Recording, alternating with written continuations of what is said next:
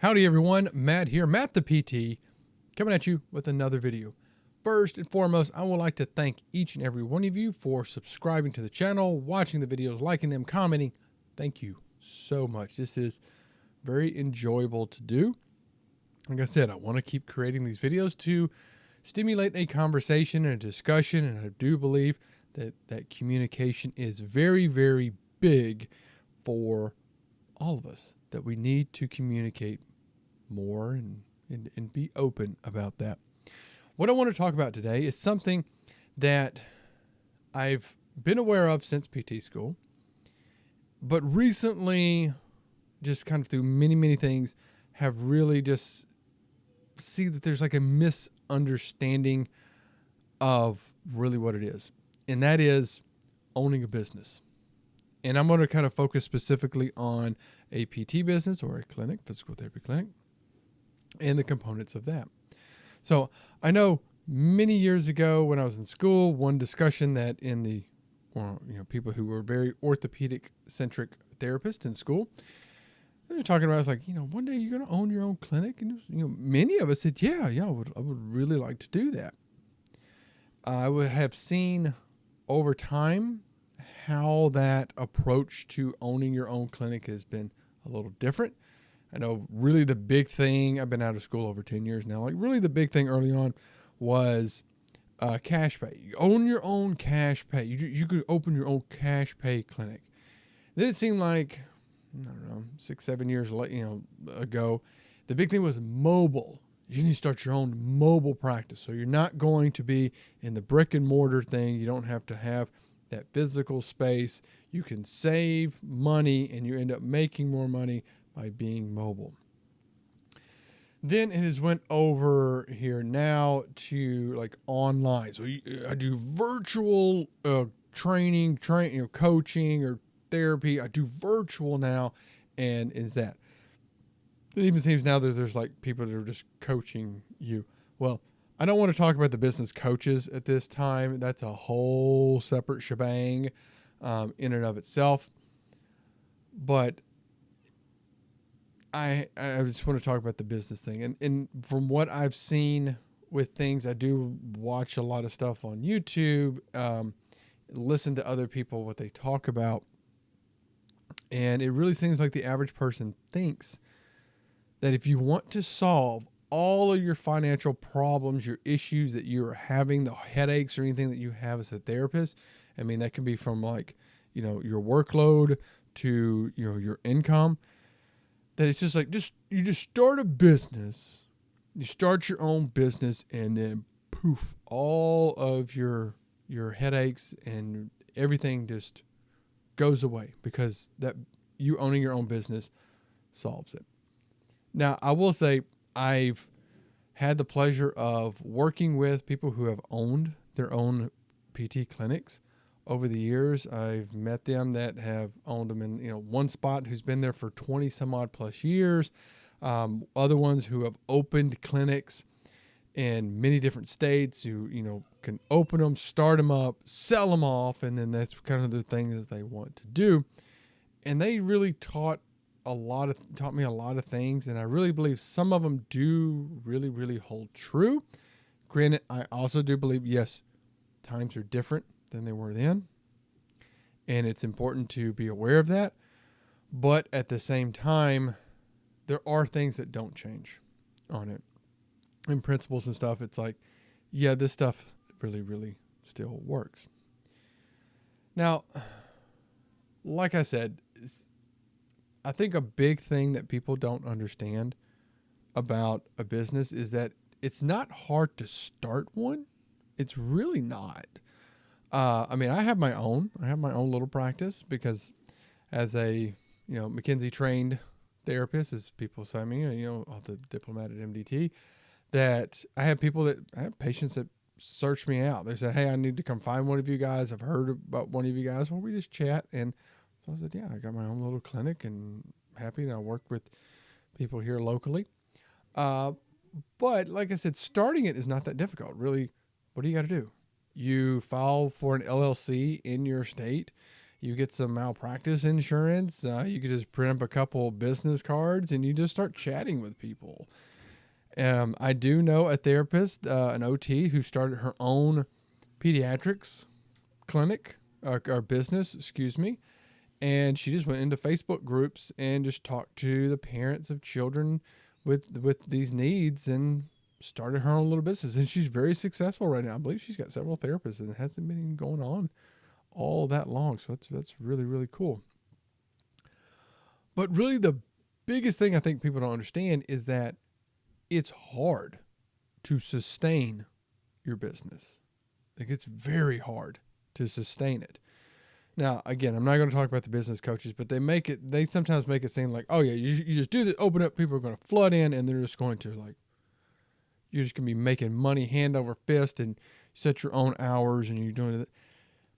Really, no. What I see with PT clinics is that even if you are the solution for them, you're not, they don't knock down your door to come in. I'm not saying that's everywhere, but most places I know I've ever talked about, they're like, yeah, it's very slow to start out on it. I mean, you also have to combat, if you're opening up a clinic, do you happen to live in an area that may be already saturated? I know in the little town I live in, there are at least 4 PT clinics I could think of, just named right off the bat.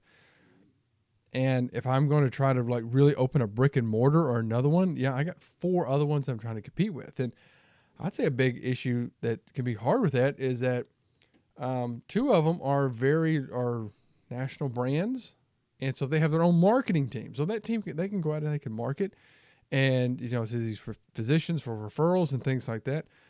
So I can say, yeah, it's very, very difficult to do, to keep that business coming in, to keep people coming in, month after month. And again, even after that you are the solution, that's what they say, offer people a solution. Yeah, you can be the solution, but sometimes people just don't want to do it. We deal with the most volatile thing in the world, and that's human beings. They just don't want to do it on it. So I think another misconception that people have is the workload. Again, like the actual workload that you have to do. There's a joke. I have friends who are blue collar workers, have blue collar jobs that, the trade jobs that people just talk, that's that thing people talk all about. Get you a trade job. You make all this money through school, your apprenticeship, excuse me. And you do all this stuff. Yeah. I've had some of them start their own jobs of welding, electrician, carpenter, welder, stuff like that. And a funny thing, many of them will say, they say, yeah, I left a 40-hour-a-week job, working 40 hours a week for the man, to work 100 hours a week for myself. That's really the thing. If you start your own clinic, a lot of that falls on you. Like, you're having to work. You're having to put that work in and day out, and to keep that money going. And there was a very interesting thing on a financial show I was watching. It was talking to somebody about their finances, and this person was just oblivious to so much of it. And the person's like, well, I'll just start a business, and I'll just start a business. And this person made a very, very good point, and that they said that if you start a business, most businesses fail. So you have to be aware of that. Most businesses fail. But 2, if your business is successful or does well, you pretty much just live middle class. I mean, really thinking about it, it's like, if you start your own clinic, yeah, you're usually just bringing in enough money to be like middle class, not to have this like crazy high lifestyle, which again, the business coaches kind of talk about, like, oh, you can take all these crazy vacations. Yeah, if you take a vacation, you may not be bringing in any income there. Now, granted, yes, you do want to get to the point where you're hiring employees and stuff like that. Yes, I completely understand. You want to grow to a business at that point. However, you have to reach that point on it. You have to really be aware of that thing. And the last thing I'll talk about that I really see this and nobody really wants to talk about it. That, one, and this is probably going to be the hot, spicy take. And I've said it to a few people, and some people have brought it up. Kind of argued against it, but I mean, I would be very happy to hear your thoughts. But, there's that big bashing of PT mills, saying, oh, the mill, like you just come in, they throw you on the bike, and then they just run you through all these exercises, and they just throw you on the heat, and, they just pumping in and out. That's all they're doing. And like, if you do your own business and you can treat how you want. I have seen more people who have had their own clinics, businesses, that turn into a mill. Honestly, straight up. And this is the fact. Either one, I've seen them talk about their business on social media, or heck, they even have it on their website, or they post videos of it.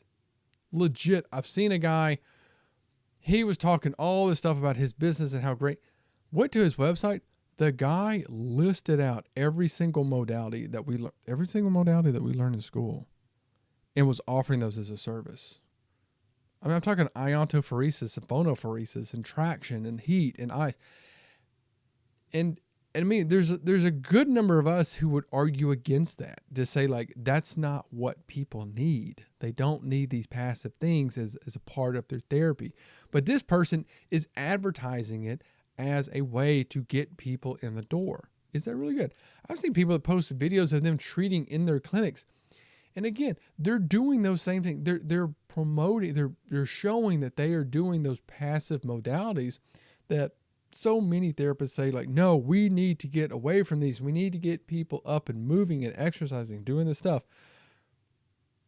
Really, and I can really understand why a small clinic or small business would do that stuff.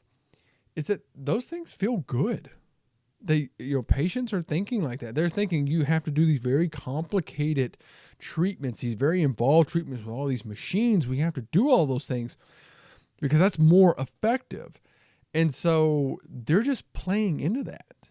So if I use these effective things, these things that the person thinks are effective on them, these fancy machines, they're probably more likely to come back. Or if we're just giving this feel good stuff, oh man, that feels so good. I'm going to keep going back. I've seen somebody talk about, having a clinic. I got kicked out of a Facebook group over that, about having a clinic in like a cryotherapy center. And I was saying like, that's really not a good representation of what physical therapy is.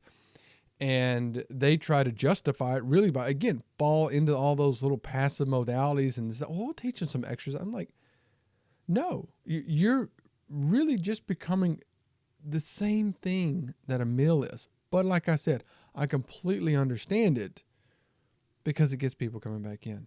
And I brought this up one time on a post, and somebody said, well, you really can't be, the post, was that, and this is a very tight, spicy take, that just because you have your own, cash pay clinic or own clinic doesn't automatically mean that you're a better therapist. And somebody said, they said, well, you really can't be a good therapist and, have a business. I'm like, oh, the heck you can't. You can probably do spa treatments and have more people in your door than actually trying to be like legit. Like, I'm going to get you up and moving and exercising. You probably can have more people coming through your door doing the passive stuff, really, compared to, again, the stuff that we know really, really works. So, and I'll end on this. People knock again about starting a business. But here's the thing that you really have to think. If you really look, listen to what you really have to look at. If you're going to work a 40-hour job week, okay, probably not 40 hours. As a therapist, you're probably working anywhere from 40 to 50 hours a week. So, 10-hour days, 5 days a week, throwing in the documentation time. But really, what do you get? One, you get a steady paycheck. That's a big thing, a steady paycheck. That it doesn't matter if you're there all day, if you see one person or you see 50 people, you may get paid the same amount. You're still going to get a paycheck every so often, every week, every 2 weeks or whatever. You still get a paycheck. If you have your own business, well, I may get a big payday, if I get all these people in, and if the flu breaks out and nothing happens, nobody comes in, or there's bad storms and I see nobody, you don't make any money. Also, again, time off. You work for the big one, you get PTO. Well, I can take a week off. I can plan a vacation. I take a week off. Again, if you have your own, that week off, you may not be making any money unless you have other people working there, which you would hopefully get to a point where you can do that, but to be aware of. Additionally, other things, the benefit packages, and people don't really like talking about this. But, unfortunately, in the United States, many people, health insurance is tied to an employer. You may need health insurance, and that could be for yourself. It could be for a spouse or a partner or a child or some family member that you have to have health insurance to provide that for them, to provide for them in their care, and you cannot afford to be off of that. I do know somebody who keeps a full-time job because their spouse has a chronic disorder, and that disorder, it requires a medication. And they're like, we could not afford it. Even if my other businesses were doing extremely well, we couldn't afford the medication that they have to have every day on it. So yeah, so you have, the health insurance. Also, those other aspects, a retirement account, 401k. I know people are going to crap on 401ks, but talk to any reputable financial advisor, they're going to tell you 401k is not a bad idea. You're going to have, short-term disability, long-term disability. That was one thing I did in a course before I got married, that somebody came in and spoke and said, you really need to consider that. So think of us as, your physical therapist. If you get hurt, at least you're having some income come in with a short-term or long-term disability. Again, you're helping take care of your family. And you get those things often with a full-time position somewhere. If you have your own, that's a lot of unknowns. There's a lot of things. And you may see that the people who have their own businesses, who talk about how great it is, I would say this, you may want to look in the background, is that they may have a safety net. Kind of what happens that they don't want to tell you about. They have a safety net behind them. But at the end of the day, I don't knock anyone who says, I'm going to start my own. Do it. I really do believe that we do need the people to have their own PT clinics. And I do really, really like now that people are specializing in things. They're saying, I work with MMA fighters. I know somebody does it. I work with children under the age of 5 with special needs or disabilities. So however they phrase that. I work with canines. I work with working moms, 25 to 45 years old with back pain. They can specialize so much, and they have these and I do believe that is amazing. I think it's very, very incredible that you can start your own business in a very specific subset of people, because these people are wanting it. They're wanting somebody who understands what is going on with them, and they're finding that. And I do think that is very, very admirable, and I think that is great for the profession in general. But there needs to be that thing that people need to realize, that to do that, it is a lot of work. You just don't open the door, people rush in, you make hundreds of thousands of dollars, and you have it on easy street. No, it's something you have to work on all the time on there.